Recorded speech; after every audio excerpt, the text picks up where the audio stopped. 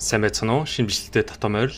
Өнөөдөр би та бүхэндээ 2018 онд гарсан Parallel гэх Канадын маш сонирхолтой уран зөгнөлт киног ярьж хөр сонгосон байгаа.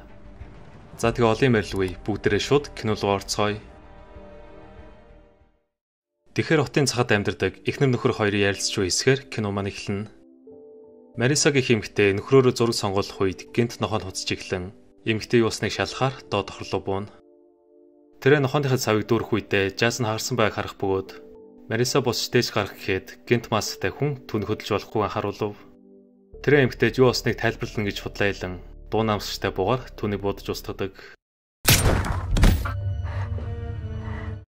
Нөхрийн хөгжим сонсч байх оронд тухайн хүн бага аван Мариса өөрийгөө устгасан тодорхой болно. Дараа нь тэр өөрхөн цогцыг машиндаа нууж дээд давхар руу гарan юу ч холоогүй юм шиг дүрээсгэдэг. Нөхөр нь хоёр дахь зургийг таалагдж байгаа хэлэн эмэгтэйг ихнэрнэ гэж бодсоор үзэгдэл солигдож. Тухайн өдрөөс хойш 2 жилийн дараа манай киноны гол дүрүүд болох Devnol 2 зогсоолын аппликейшнаа нэгэн компанид танилцуулгаар олжээ. Тэр хоёрын хувьд Lena Josh гэх найзуутай хамтарч шинэ төслийг эхлүүлсэн бөгөөд тэр дөрөв бизнес хийхээр хамтдаа 2 жил амьдарч байгаа юм.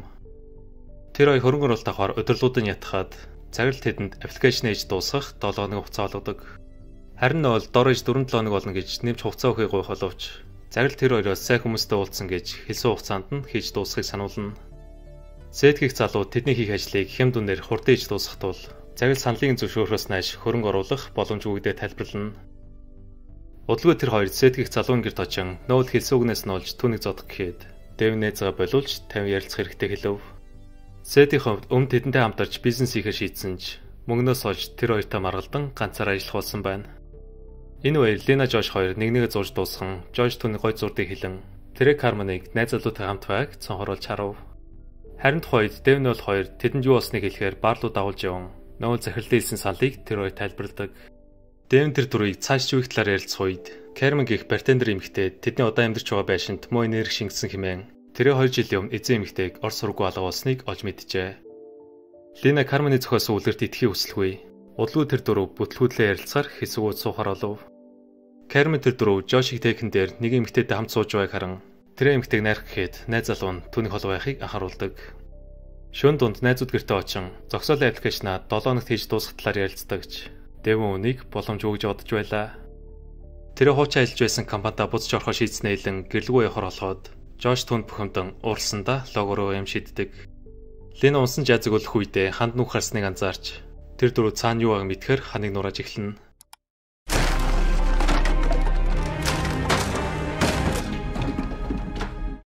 Найзууд ханы цаана байх шатаар алхасаар нууц өрөөлөө орох бөгөөд тэд байшинг дээвэр өрөөтэй гэдгийг мэдэлгүй 2 жил амьдарчээ.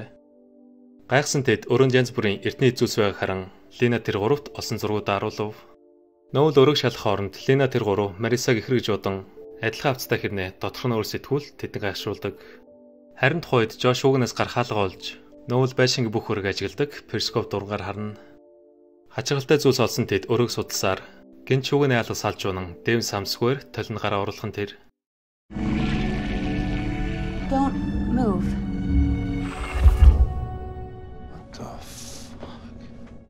Тэд гайхсан байдалтай толны цаана юу байгааг мэдхээр Lena Josh хоёр гараа оруулан маш сонир мэдрэмж тэр ойд мэдрэгддэг. Удалгүй Devn уцсныхаа камерыг асан тол руу ээж буцааж явах үед цаана тэдний байгаатай адил дээврийн өрөө байлаа.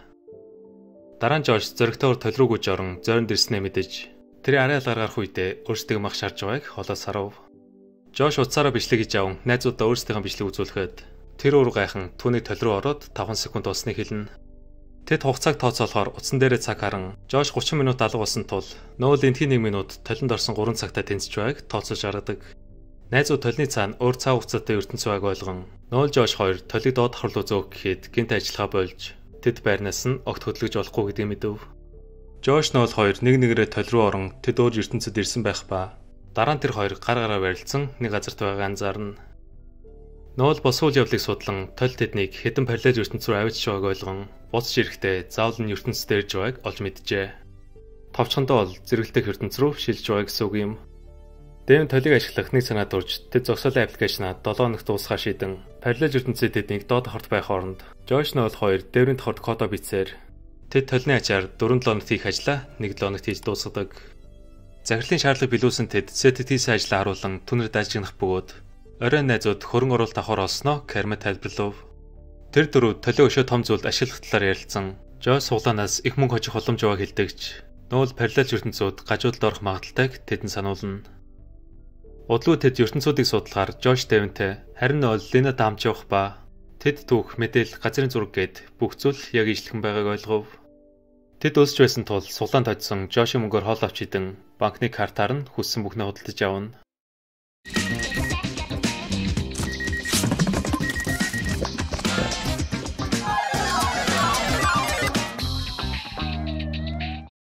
Хэд өдрийн дараа Лина Марисагийн нуусан тэмдэглэлийг олж, эмэгтэйг нөхрөө нас барсны дараа энэ байшинд нүүж ирснийг мэдэн Мариса тэдэнтэй адил сарамсгүй байдлаар толиг олсон байна. Тэмдэглэл дээр Мариса толиг ашигласнаа бичиж, тэр өөрх нь ертөнцид нас барсан хүн өөр ертөнцид амьд байх боломжтойг олж мэдснээ тэмдэглэлдээжээ. 2 жилийн өмнө Мариса параллел ертөнцийн өөрийгөө будаж устгасан бөгөөд эмэгтэй нөхөртөө хамт байхаар толиг буруугаар ашигласан байна. Энэ хоёр өөр ертөнцид Жош Нойл хоёр Godfather киноны хэсэг дурайж суглаанд татсан мөнгөө дэлбэлэн худалдаж авсан гар буга туршиж үздэг. Харин тухайд Нойл хогон дундаас Райан Гослингийн тоглосон Франкштейний DVD олж тэр хоёр найзуудаа харуулахаар өөрсдөө ертөнц рүү авч явна. Тэд үүний талаар ярилцсан зарим зүйлс өөрсдөө ертөнцөөс өөр байсан тул урлагийн бүтээл мөн нээлтүүдийг харьцуулж үзэхээр шийднэ. Тэр дөрөв параллел ертөнцийн Мона Лизагийн ус богино байдгайхан Нойл Жош хоёр олсон шин санаануудаар өөрсдөө ертөнцөдөө мөнгө олох боломж байгааг хэлдэгч. Дэвин дургидсан хүмүүсийн санааг хулгайлж болохгүй гэж бодож байлаа. Дэв номын сангийн компьютероор аавхын талаар хаан амиа олсныг мэдэж, удалгүй Лина өөр ертөнцийн алдартай уран зургуудыг дүрээ зурж эхэлнэ. Тэрээ тухайн зургуудыг өөрхөн бүтээл юм шиг хүмүүст танилцуулах үед Нойл хүмүүсийн технологиг хулгайлж ашиг олохоор шийджээ. Лина уран зургуудаар харин Нойл хүмүүсийн бүтээлээр алдартай нэгэн болох бөгөөд нөгөө өдөр түүний үдшилтэхээр Сэд тэднийг нэг зүйл нууж байгааг гадарлан үргэлж бүтлгүүдтэй тэр дөрвийг маш хурдан амжилтанд хүрсэнд атаархаж байлаа. Сэд Дэвний авыг доромжлоход Нойл түүнийг хөөж явуулан хэсэг хугацааны дараа Дэвин түүнээс Сэдийн хэлсэн Ори Скафонд гэж яг юу болохыг асуув. Нойл үүний талаар тодорхой ярилгүй тэдэнд хэлэхгүйгээр юу ч хийхгүй гэдгээ илэн түүнтэй хамт параллел ертөнцөд шилжиж очино. Тэрээ Сэдийг хашраахаар гэрийн сүйтгэж Дэвний авыг доромжилсан түүнийг зандж унгаадаг. Дэвин Сэдийг цохыг өслөгүй Нойлыг өөр ертөнцийн хүмүүсийг гэмтэж болохгүй харуулж агж тэнэг үйлдэл хийхгүй байхыг сануулна. Оройн Дэвин Марисагийн тэмдэглэлийг уншин түүнийг галзуурсныг мэдэж эмэгтэйтэй адил Нойл ийм зүйл тохиолдож магадгүй гэж санаа зовж эхэлнэ.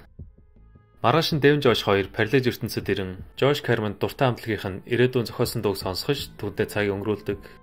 Жош тэр хоёрыг дээд давхарт нэлүүрч явах хооронд Дэвин зочны өрөөнд хөгжим сонсч байсан тул Кармений найз залуу ирж байгааг огт анзаардаггүй.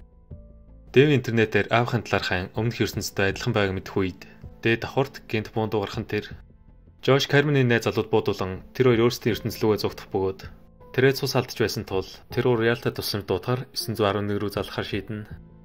Нойл төлийг хүмүүст харуулахыг хүсэлгүй тусламж дуутахаа болсноор Жош амьсгал хураач тэд түүнийг алддаг. Ноцтой асуудал орсон тэр гурав сандарсан байдалтай одоо яг юу хийх талаар ярилцсан. Нойл цагдаа дуудвал тэд шоронд орно гэж Дэвинтэй маргалдаж эхлэв.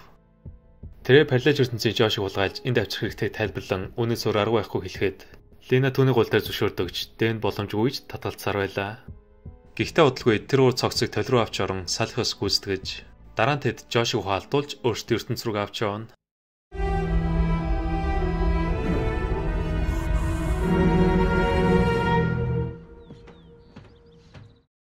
Маргааш өглөө Жош тэр гурыг өөрх нь юмнуудыг хайцгалж байгааг харан юу болсныг асуухад Нойл түүнийг өчтөр хэтрүүлж уусныг сануулж тэд компанид зарсан тул түүнийг уур газарт ажиллах шийдвэр гаргасныг тайлбарладаг. Мөн тэр гурав Steli Tech компанид бүтээлэн таалагдсан гэж захирлан түүнийг програм хөгжүүлэгчээр ажиллахыг өрсөн гэдгийг хэлв. Жош юу болсныг огт санахгүй байсан ч тэрэ мөрөдлөх ажлыг хийхээр тэднийг орхин Ванкувер руу явна. Түүнийг өөрсдөөсөө олдуулсан тэд нас барсан Жошоос олж хоорондоо үл ойлголцсон. Дэвин толиг ашиглан авгаа хай хооронд Нойл Лина хоёр хүмүүсийн санааг хулгайлж мөнгө олсоор хэд өдөр өнгөрч Жошийн ажилдаа сэтгэл дундуур байх ба эмэгтэй түүний өмнөх ажилтан сэтгцийн хямралд орсноос олж ажлаас гарсныг тайлбарлан Жошигийн байгаад нь дотроо дургүй байлаа. Жош өмнөх залууг судлахаар Facebook хаягийг нь олж тэр өөрхөө зургуудыг харан маш их гайхав. Жош өмнө нь хязгаарч ийм зургууд авахулж байгаагүй тул өөрт нь яг юу тохиолдсныг мэдхээр шийдэж Нойл параллел ертөнцөд орох үедээ санамсгүйгээр өөртөө тарах шахдаг. Тухайн оройн Дэвин Линад муухай харьцантай уушлалгүй юм тэр автоагч уулзахыг хүсэж байгааг хэлнэ. Хэд өдрийн дараа Лина түүнийг нууцаар Дэвнийг ажиллаж байгааг анзаарч туун удалгүй Нойл ууршуулагчд хөрөмжөө түүнд харуулна. Тос бүтээл нь бодисын молекулын түвшин задлагдах тул ашиг болох боломжтой хэлэн Дэв тэр хоёрыг хийж буй зүйлийг ойлгохгүй гэдгийг сануулв. Энэ хооронд Дэв аавах аймд байгаа ертөнцийг олж гэрээ үйлчлэгч нь Ной Мартны амийг аварсныг олж мэджээ. Аавыг аймд байгааг мэдсэн Дэв шорон руу очин уушлах гуйдагч Марти эртхий хэлэх ёстой байсан гэж хэтэрхий оройтсныг тайлбарлана. Тэрэ хүүхээ итгэлийн алдсанд харамсч байсан тул алдааг давтахгүй байхыг сануулах бөгөөд оройн Дэв Ноул дуух зүлгэн түүнтэй ярилцаж суугаар болов. Тэр хоёр насварсан Жошийн талаар ярилцах үед Ноул оройн Skyfond компани Жошийн гэр бүл саруул мөнгө явуулдаг гэдгийг хэлэн ээж нь хүүгээ насварсныг огт мэдээгүй байгааг түүнд тайлбарладаг. Түүний хэлснийг сонсон Дэвний сэтгэл тайвширч удалгүй тэр хоёр Ленагийн уран зураг үзэсгэлэн рүү явна. Лена хүмүүс зураг танилцуулах үедээ уух зүйлээ суулж гин тухайн баларддаг. Согтч ирсэн тэрээр хүмүүсийн өмнө зургуудыг хулгайснаа хэлэн нэгэн хүнээс зураг нь таалагдж байсгийг асууна. Дэв хүмүүст баригдах өсөлт үед түүнийг байшин руу авчван хуучин ажилтнанд дуртай байсан гэж зураг тууцыг харуулна. Мөн тэрээр одоо цаг нь болсон хэмээн түүнийг харж явдаг аялахад Лена Дэвнийг үнсэн тэр хоёр оройг өнгөрүүлдэг. Энэ үеэр Ноул тэр хоёрыг нууцаар харан маргааш өглөө Дэв бэлэн болсон үедээ буцаж ирнэ гэх утгатай цагаа бичүүлдээсэн байлаа. Лена Дэвн рүү залах гэхэд утас нь унтарсан байх ба Ноул түүнд санаа зовох хэрэггүй хэмээн алга болсныг нь нэг тоодоггүй. Тэрэ Дэвнийг хэд оноо босч ирэхийг сануулж эмгтээ сайн гэдгээ хэлэх боловч Лена түүнийг өмнөхөөс өөр болсон гэж бодож байв.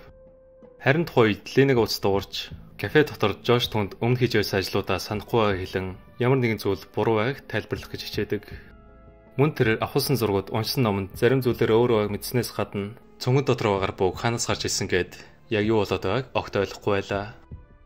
Үүний дараа Лена Ноулд Жоши хэлсэн зүйлс мөн түүнийг өөрхөн талаар судалж игснийг тайлбарлахад Ноул тэр ураас олж асуудалд орсон гэж бухимдж эхлэв. Лена түүний ажлаа өөрчлөгдсөнийг ойлгон хогийн савнд юм нуусныг нууцаар харах бөгөөд Ноулыг усны дараа тэр хогийн савг ухан дотроос нь гар утас олдог. Лена усны сүүлчийн байшлыг шалгаж машинтайгаа ой дундор явсаар тухайн газарт очиход байшингийн гадаа Дэв сууж байв. Тухайн өдрөө тэр Дэвнийг хаашаа явах гэж байг асуун асуудлаас угтахаар шийдсэнийг мэдэх үед Дэв Ноулын хэлснээр сетийн заргаас олж өөр ус руу явахар болжээ. Дэв түүнтэй нэг шөнө өнгөрүүлснээ огт санахгүй байсан тул Лена Париж ертөнцийн Дэвнтэй ярьж байгааг ойлгон Ноулыг хэлсэн үгэнд огт итгэж болохгүйг харуулна. Лена түүнд Париж ертөнцийн талаар тайлбарлах гэж оролдох боловч Дэв юу ч ойлгохгүй байсан учраас тэр хурдан шиг тухайн газраас явдаг. Энэ хооронд Жош Ноул төслөө зарсан гэж өөрт нь худлаа хэлснийг мэдэж тэдэнтэй энэ тухай ярилцахаар байшин руу орно. Жош Дэв өөрийг шалах үедээ Ноулыг толиноос гарч иж байгааг харан түүн рүү бууга чиглүүлж бүх хүнийг хэлхий шаардна. Жош толийг салгаж авч явахаар түүнд багаж өгөн гараа өргөж сатарах мөчөд Ноул түүнийг цогч унгаан бууг нь авахдаа самсгүйр гидсэндээ бодулдаг. Жош түүнд туслана гэж цусын тогтоох гэж оролддогч ирээдүйн Ноул гарч ирэн тэр хоёрыг буудаж устгана. Тон одолгүй Лена чимээнэр хүч ирэн түүний хийсэн үйлдэлээс олж хэсэг шоконд орох ба Ноул юу ч болоогүй баятай хулгайсан бүтээлүүдэд түүнд танилцуулна. Тэрээ толийг ашиглан хүснээр амьдрах боломж байгааг хэлэн өөртөө хамж явахыг гуйж Лена түн сайн юм шиг жүжиглэн лазер бууг нь авах гэхэд гинт хаалга дуурч Ноул хийн ирснийг шалхаар олов. Карманыг цонхоор арсан Ноул хаалга тайлгүй буцаж дээд давхар руу гарах үед Лена ууршуулагчийн хөлрөөн зоож тэр ойн нотолцоор эцэн Ноул бууга шүрч аван Лена руу чиглүүлдэгч тэр хайртай эмэгтэйгээ буудаж чаддаггүй. Ноул түн рүү ойртон өөртөө хамж явахыг шаарддагч Лена эсрүүцэн бууг нь булааж авах бөгөөд тэрэ гохын дарах боловч лазер буу түүний хуруунд ихээг танихгүй байлаа.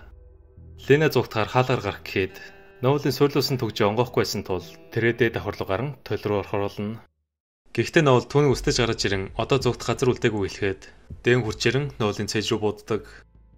Түүнийг тойл руу орон буцаж ирж байх асан Лена амжиж толийг өдлгөн ажиллахгүй болгосноор Ноул гарч чадалгүй хоёр хэсэг болонвагдав. Удалгүй тэр хоёр цогцыг цэвэрж дуусны дараа Дэв түнд өөрхөө бичлэг үзүүлж тэрэ хизээ нэгэн цагт тэдний юм зүйл тохиолдохыг гадарж байсан тул Париж ертөнцийн өөртөө анхааруул үлдээсэн байна. Дараа нь тэр хоёр толиг аюултай гэж үзэн сүхээр хагалж болсон үйл явдлыг мартахаар өөр газарт амьдрахаар шийддэг. Хэсэг хугацааны дараа тэр хоёр бензин авахар түр зогсон угаалын өрөөнд Лена толинд өөрхөө тусгалыг олж харна. Киноны төгсгөлд Лена цагийн өмнө сонсон дуугаа санахгүй байна гэж толгоонд зохиолсноос олж ухаан баларцсныг хэлэхэд Дэв түүний хэлсэн зүйл гайхан тэр хоёр цааш явж байгаагаар кино маань дуусч байна. Хэрвээ та бүхэнд энэхүү бичлэг таалагдсан бол лайк дарж мөн өөрийнхөө сэтгэлдээ коммент бичүүлдээгээрэй. За тэгээд дараагийн бичлэгээр уулзцгаая. Түр баяртай.